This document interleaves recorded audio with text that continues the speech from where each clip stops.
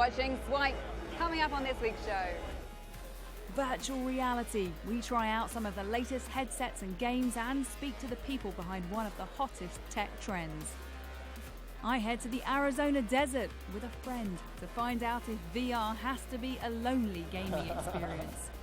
And from bomb disposals to Lost in Space, the worlds that virtual reality lets you experience in our games review. Hello and welcome to Swipe from VR World Congress. This event in Bristol is all about virtual reality. People are here to find out about the headsets and the titles that are changing the world of gaming. A little bit later on, I'll be finding out if it's possible to enter into a virtual world without appearing antisocial in the real world. But first, let's catch up with Stu, who's been trying out some of the latest VR technology. You've heard the expression, he's off in his own little world. Got him. Well, I'm taking that to new extremes. Thanks to virtual reality, I'm quite literally the king of my own little castle. How'd I do? Could do better, but not bad for a first attempt. Oh, wow, there's lots more people than when we started as well. It's amazing because you're fully in, aren't you? You weren't in a room in Bristol. You were completely there, stood on your castle, defending your tower. It's real, yeah. And let me ask you about setup, because we've got these sensors over on the walls, and it's obviously quite a big space. So if I had a flat with a tiny living room, what's my option there if I want to get the HTC Vive? The cool thing is actually you can define the space you want to play in. So when I take it home, I've got a pretty small lounge actually. So I did it in a space about, like 2 meters by 2 meters. You can do it sat down on a chair if you want. All entertainment has been a rectangle. What I mean by that is whether you're looking at a silver screen, or you're looking at a television set right now, or your smartphone, you're looking at a rectangle. With VR, we step through the window, we step through the rectangle into a volume. It's also going to take a little bit of getting used to. That's going to be a completely new world. That's very, very exciting. A range of headsets are vying for your attention. If you go one way, there are the top-end models like Oculus Rift, HTC Vive and PlayStation VR. These cost between £350 and just under £700. Or you could go the other way, for headsets that act as a case for your phone, strapping it onto your face, like Samsung Gear, Google Cardboard or Merge. These are much more affordable and could be an option if you'd like to try virtual reality without spending too much money. This is most certainly year zero, I would say, and I think things are only going to get bigger from now, rather than necessarily everything being suddenly, everywhere. I wouldn't expect it, quite this year for VR to be in everyone's homes yet. We know we've got a way to go, but the whole industry knows that as well. If the technology can live up to people's expectations and be accepted by the masses, there's no telling the heights virtual reality could reach. Stuart Duggan, Sky News. Stay with us, still to come. I try out some multiplayer VR. But first, let's take a look at what else has been going on in the world of tech this week. Facebook wants to create chatbots for its messenger app that would perfectly mimic humans. The company reckons the technology would help us do things like book flights or find out what's going on in the news. Allowing businesses to create customer service bots within Messenger could be one way for Facebook to monetize the platform. More than 900 million people use the app every month. If you like a bit of air guitar, then how about trying Wear Guitar? A team in the US has created a wristband that simulates playing an instrument. You just sync it up to an app. The project, called Air Jams, is raising money on Kickstarter. This is Move It. Take a look at one Indiegogo campaign's answer to personalising your workouts. This is Move It, all-in-one fitness equipment. The makers call it the world's first mobile-connected smart home gym. Sensors link up to software, keeping an eye on your progress and letting you send exercise challenges to your friends. And scientists using an underwater robot have found a monster in Loch Ness, but it's not the one they were hoping to spot. It was just a model used in a 1970s Sherlock Holmes film, but at least it was the right shape. The robot's been scanning the loch to try and finally solve the Nessie mystery. Red's flashing, push red. Stick around, there's a race against the clock to save your friends. Tense drama in our virtual reality games review. When you're trying out virtual reality, you're meant to be completely immersed. Goggles and headphones on to shut out the real world. It might sound a little bit antisocial, but actually there are VR social networks and you can play VR games with other people, as I found out. Hey, is that you, Ian? Yeah, it's you. Hi. I can see you in a virtual world. Hey. Let's shake hands. Yeah. Can we do that? Yeah. How do you do? How do you do? Good. So Ian, this must be a multiplayer then. Tell me about it. So this is Arizona Sunshine. As you can see, we're in the Arizona Sunshine.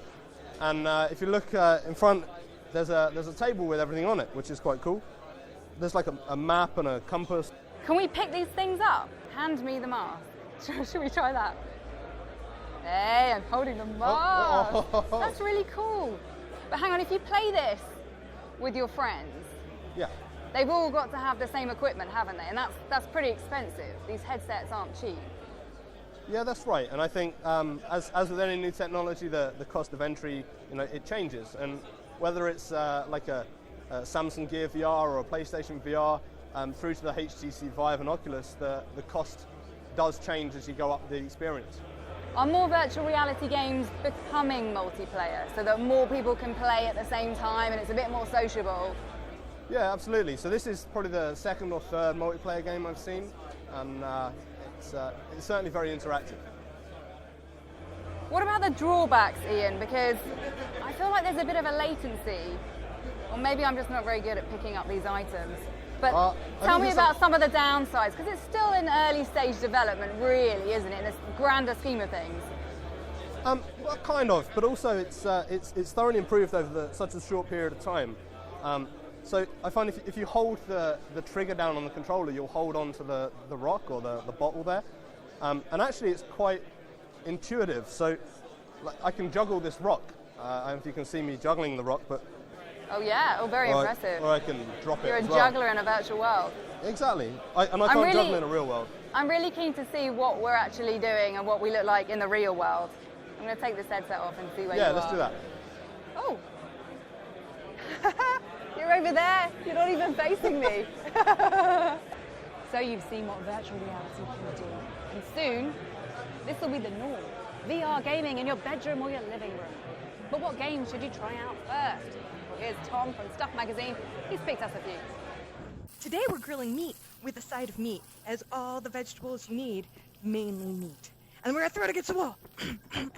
The year is 2050, and robots now do all of the blue-collar work.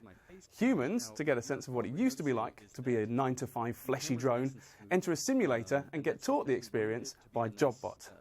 Yes, this is really, really silly stuff. JobBot will run you through a bunch of very menial tasks, like photocopying or making the coffee. But the experience comes alive because using the Vive controllers, you can interact with practically every object in front of you. So rather than follow the simple tasks, it's more fun to just mess around. And be like, guys, I got this stuff right over here. Cool, check it out, it's a stapler. Why not try photocopying the stapler, throwing paper aeroplanes at your fellow workers, or eating that mouldy donut and seeing what happens? There are so far 4 jobs to do: office worker, diner chef, mechanic and shop worker, and each one is just as hilarious as the other. It's time to open up shop! It's the pro maneuver. If you're looking to introduce virtual reality to somebody who doesn't usually play games, this is the game to do it with. Warning, hand for EVA suit critically damaged. You know the film Gravity, where Sandra Bullock gets stuck in space, running out of oxygen with no way to get home? This game is just like that. You wake up on a derelict spaceship, leaking oxygen from your spacesuit, and you have to really quickly figure out what the heck's going on, how to get your spaceship systems back online, and how to get back to Earth. It works absolutely brilliantly in VR. As you look around, your head's moving within the helmet of the spacesuit, which gives you a real sense of claustrophobia. But for me, it's disorienting in a good way. No other game has come close to simulating the experience of floating in zero gravity through a spaceship. But that's not to say everybody's going to be immediately comfortable with it. Oculus have given this an intense rating, and it can make you feel a little bit weird, at least for the first few minutes. It's an incredibly immersive, involving and affecting experience, and a brilliant showcase for VR. Okay, I see a bomb. It's got wires, a button, keypad. If you thought VR was a lonely, solo experience, Keep Talking and Nobody Explodes is here to change your mind with its take on VR multiplayer. The timer has started. We have 5 minutes and it's going down.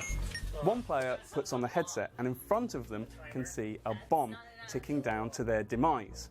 Every other player in the room has the instructions to disarm the bomb, but they can't actually see it.